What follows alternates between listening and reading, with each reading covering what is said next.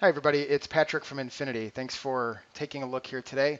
So it's 7:06 on Friday, September 20th, and I'm looking at it. This is a simulated environment, and I wanted to give you an idea of some of the things I've been looking at here with these MPD lines. This is kind of a good time, I think, to be looking at something like this because there's no real news coming out today. There is a Fed speaker, I think, in about 10 minutes who might shake things up a little bit, but there's no economic data. The markets don't have a huge range overnight. There's like an 11-point range in the S&P. Right now, it's up about 7 points on the session, and so the range is still sort of establishing itself. But before I left the house this morning, I was looking at the market, and I see we're kind of gyrating between these levels here. These MPD lines, as you may recall from a prior video, represent a maximum permissible deviation, which is the range of the session divided by 2, added to the VWAP and subtracted from the VWAP. So the wider the range of the day, the wider these lines are apart from each other. And then the blue lines represent half of that maximum permissible deviation. And more aggressive types, people who like to trade, some of these micro contracts might use those blue lines as counter trend opportunities. And that's kind of what I was doing here. So basically you can see the fills. I had put in a couple of little one lot micro orders here, and they all three of these got filled, with left me with an average short of 13 and a half. And what I'm doing is I'm working one more 6 lot right up here at 3017, which is this area. Basically the idea is that if the market pops up there, that's going to give me an average of 9 micros, which is 9/10 of one E-mini from an average price in this area, which would leave me pretty comfortable. The market would have to make a new high, significant new high, for me to realize any significant loss there. So that's a risk in this example that I would be willing to take. Okay.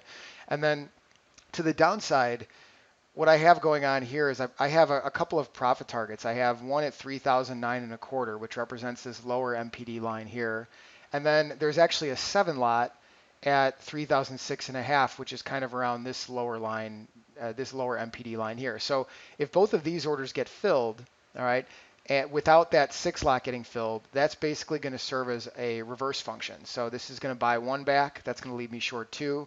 Then this is going to buy 7 more contracts. That's going to leave me long 5 from about this price, which is going to be about the size, about 1/2 of one E-mini S&P long from down here. That is also something I'd be relatively comfortable with, given the range-bound nature of the market overnight and the lack of volume and the lack of activity. So when the markets are quiet and when it appears that we're going to be entering what traders in the chat rooms typically call a chop fest and sort of decry these conditions, this strategy I think works best under those conditions. And for people who struggle with trend following like me, oftentimes I feel like this is a viable way to look at the market. It doesn't require a whole lot of commitment in terms of being right out of the gate in terms of direction. Of course, when you trade these micro contracts, you're not doing this for a few ticks at a time. These are trades that could take several hours to play out, which is, in my opinion, a good thing for most people. It reduces trade frequency, it reduces judgment errors, it reduces transaction fees overall, it reduces these short stop outs throughout the day that can get expensive and mentally debilitating. So this is kind of what I'm looking at right now. I've talked a little bit about the micros and how I think they should be used. I think this is one relatively good way to use them. It basically allows people to trade the S&P futures the way that they wish they could in the E-minis if they could if they could afford to. If most people could afford to do it that way, they would. So that's kind of what we're looking at so far this morning. I'm going to pause the video and we'll see how things play out, and then we'll come back in a little bit and follow up. And again, we look forward to your comments. Thank you again. Okay, everybody, welcome back. Thanks for joining me again. So a couple hours have passed. It's 8:34, and here's basically what's happening. So the market has traded a little bit higher. The VWAP, you can see, spikes up here, and this is the white line. That usually happens at around 8:30 because a whole bunch of volume comes in, and this average is volume weighted. So right when the New York stock market opens, a bunch of trading activity occurs, and that's when we see the line start to move a little bit. Now, what basically happened here is the market traded up to 3017. The high of the day is 3017. So it traded up to my order, which incidentally was the high of the day, at least so far, and it filled my 6 lot short. So right now I have basically 9/10 of one E-mini, with an average short of 3,015 and 3/4. So that makes me pretty comfortable. That means that I started selling this market at 3,012 5 points ago, and now my average price is 3,015 and 3/4, and I'm not even in a full E-mini S&P here yet, which means that what I could do if I wanted to, and this is generally what I encourage people to do with this style of trading, is I am going to wait and see now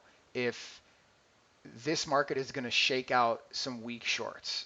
So if the market rallies above that upper MPD at 3,018 and 3/4, right up here, that's only a 3 point loss, unrealized loss, and furthermore, on less than one E-mini S&P, that's less than $150 of risk.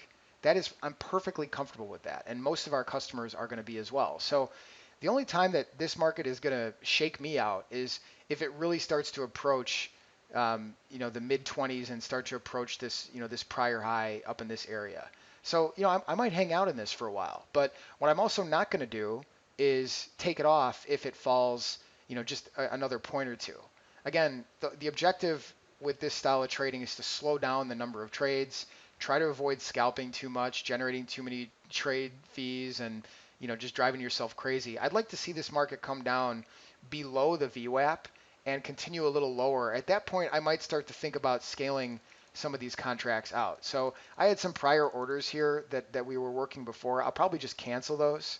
So I'm just canceling them now. And then I'm going to scale maybe based on where the VWAP is here. I'll put, maybe one here at 3012, 3011, 3010, and just see what happens. And if things really fall off, I could be short 6 micro contracts for the rest of the day. I mean, who knows what could happen going into the end of a Friday. So again, not a whole lot of trading occurring. Everything's kind of feels pre-planned.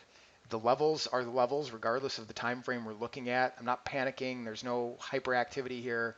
I'd like everybody to think about whether or not they can incorporate something like this into their day, and whether their need for the instant gratification of getting in and out of the market can be defeated by the idea of having something that maybe can work in your favor and cut towards your the positive traits of your personality and as they relate to trading and away from the negative. So we'll see what happens. I'm going to pause the video again here, and then we'll see how this thing plays out. All right. See you in a Hey everybody, welcome back again. So more time has passed. It hasn't been a very exciting morning, but it's almost 10 a.m. Central now, so we're just letting this thing continue to play out. The S&P has broken a little bit. The Nasdaq is just making a new low on the day as I'm talking, so I'm feeling pretty good about this short here. One of the targets that I had placed earlier at 3012 has already been hit, so that's leaving me short 8 more of the micros. There's a bit of an unrealized gain there, so it's looking all right. I think the game plan for this is going to be see if if we can get a little follow through and get these two orders filled. That's going to put us right at this mid-range half MPD here at around 3010 based on where the current VWAP is. Remember, these are all sort of linked together. As the market trades lower, these lines are going to start to shift a little bit lower, but unless there's a huge amount of volume, they shouldn't shift too much. So we're just from here, I think I'm just going to sit tight and see where things are at. If the market breaks below 3010, then what I'll probably end up doing is staggering 6 micro E-mini S&P stops, someplace between where the market is at that time and my entry, which was 3000, my average entry, which is 3016 and a quarter. So again, not a whole lot of trading happening. Sometimes these things take a while to play out. You just kind of got to sit there and watch it happen. Try not to micromanage it too much. Try to look at the chart and try to think logically what you would do if you were not in a position. Okay, that to me is the best way to look at the market. We have a tendency to convince ourselves through this phenomenon of confirmation bias, that of an outcome that we want, right? And yes, I want the market to fall here so I can make a great video and have this, uploaded and everybody's going to be enamored by it. I don't know if that's going to happen, okay? So what we're going to see here is the market trade through 3010, hopefully. And, when I look at the chart, I don't have any evidence here that tells me otherwise. We'll see if that happens. The market seems to be toppy a little bit around the VWAP. And if that thing comes down a little bit lower, we're going to realize a little bit of a gain. And the objective at that point will be to stagger the remaining stops and hopefully none of them get hit. I mean, hopefully we just sell off into the close the whole rest of the day and we have a great runner on our hands. May or may not happen, but I just wanted to give you kind of what I'm thinking as I go through this video. And we'll stop it here again and see what happens. We'll be back soon. Thanks. Hey everybody, welcome back. Just another quick update. So the market's come down a little bit further. It actually took another one of our targets at 3011. It's bouncing a little bit right now. But basically, we just kind of sit and wait. There's a real temptation in this sort of scenario to put a tight stop in and not let this unrealized gain go away. I'm going to really urge you to try to resist that temptation. If you see one of the other videos that's up there, I did this in the Russell earlier today where I tightened the stop up a little bit too much. It got hit a little early, so I left something on the table. That's always going to happen from time to time. But the general idea is once you can sort of accept the idea that giving back some unrealized gain, like if I put a stop at my break even right here, okay, if that gets hit, I'm out a little bit in commissions, um, but it's not the same as, getting tagged out on a trade that went back in your favor 5 seconds later and now you're pulling your hair out. This is going to happen from time to time, but the only way to really catch something that runs the whole day is you got to be willing from time to time to let these things breathe. And that's going to mean giving up some open trade value from time to time. So in this case, I don't think I'm going to go let this thing turn into a loser. I've had a chance to exit with some gains. I didn't do it. That's okay.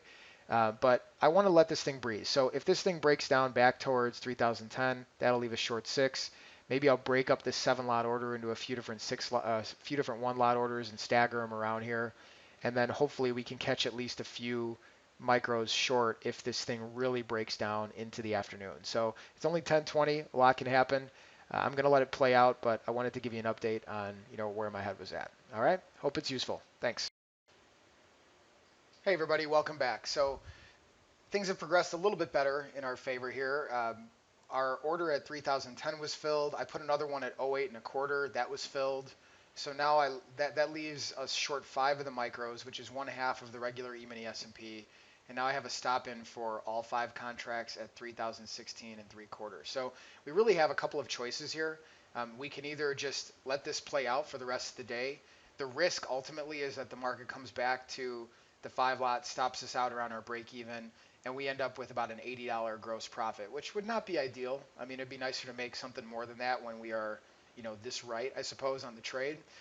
However, that's part of the deal sometimes. Again, you have to be willing to give back some open trade equity in exchange for the opportunity to catch something that really does run throughout the remainder of this session. So I think what I will try to do here is I'm going to actually take 2 of them off right now.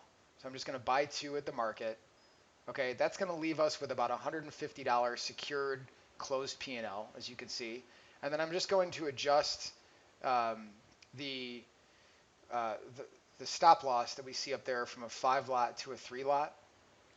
And that's really going to be the end of it. So I don't think I'll do a follow-up video to this video. What's either going to happen is the market's going to go up and stop us out at this price, which is going to leave us with about $150 gross P&L, or it's going to continue south, the rest of the day, maybe an ugly close, and then I'm going to close it at the close, or probably around 3 or 3:15 Central Time. So or it'll just kind of hang out here for the rest of the day or gyrate around, and then I'll close it at the close either way. So, this is to me a pretty good example of the kind of trading that I wish I would see more people doing. Instead of going so quickly in and out of the market and driving yourself crazy, again, racking up big transaction fee bills, this is a way that you can continue to participate in something that you enjoy doing and markets that you enjoy following without the kind of stress craziness that comes with super, super, super active trading. Okay, some people really can do that. I'm not saying we don't have clients who are very, very active. We do. But I think the majority of our customers would benefit from some trade ideas that revolve around sort of pre-planned price levels rather than, lines crossing each other for 1 second and then you having to jump on the trade right at that moment or you're going to miss it forever. It's gone. It's a really, really hard thing to do. You're sitting at home or in your office. You got no one looking over your shoulder. You don't have any partners. You're trying to chat with people through your keyboard. Look, this is a lonely endeavor, and I understand why people, need that kind of support. It's just not the same as having someone look over your shoulder watching you like a risk manager if you were working in a proprietary trading company. So in the absence of that, our worst personality traits come to the forefront very, very quickly in trading. That's another thing that I've realized. And so the objective is to mitigate that, realize that, be honest with ourselves about the presence of those realities, and then form a reality that allows us to focus on the most positive aspects of our behavior or personality and really lever those. So I think that trading doesn't have to be as panicky as a lot of people make it out to be. I think that super short term trading is very difficult to be consistent at over extended periods of time. I hope that you find this kind of analysis useful. It's all in real time and doing my best to talk through the process. I hope you enjoy it. Please don't hesitate to tell your friends about the list or have them contact me directly. I really would welcome that. Referrals are a huge part of my business, and if you or your trading colleagues feel that working with someone like me would be useful or advantageous to your trading, then certainly please come aboard and feel free to contact me. All of my contact information is in the description, and pz@infinityfutures.com is my email address. And don't forget to subscribe to the YouTube channel so you get updates automatically on your phone or email when we upload a new video. All right, I hope you enjoyed it. Again, thank you. Have a great weekend. Bye-bye. Hey everybody, this is Patrick Zielbauer coming back one more time here. I just couldn't resist myself. So if you've been following the market today, there was some news about China canceling some trip related to trade, and of course, the market took a nosedive on that, and we still had those three short micros on. I covered one of them at 29.88 and a half, and that's already been done. And now I'm working stop orders on the remaining two contracts way up here at 3,016 and 3/4 and 3,014. So obviously that's a very wide berth. If those were to both get hit, it would still be a $300 winner on the day. But who knows what happens? It's only 12:57 in the afternoon. I mean, we've all seen these situations before where the S&P really gets hurt in the latter part of the day. So this might be the last time I mention anything about this trade today. In the event that the market just kind of hangs out here and it closes around this area, this is about where I would close the position. There's a possibility we rally all the way back and I get stopped out and this $215 of open trade equity goes away. There's also a possibility that the S&P breaks, another 20 points in the last half hour or something like that. So we'll see what happens. But I just wanted to use this as an example of, that phrase, you create your own luck. This is one of those, situations where you micromanage your way out of this trade early. You're never going to have the opportunity to catch something like this. I believe that to be, very true. So, let these things breathe, let the trades mature. Hopefully you got something useful out of this. This particular add-on here is just quite an anomalous situation, but that's the world that we live in right now, and we need to account for that. So I hope you got something out of it. Have a great day. Thanks again. Have a great weekend. Bye-bye.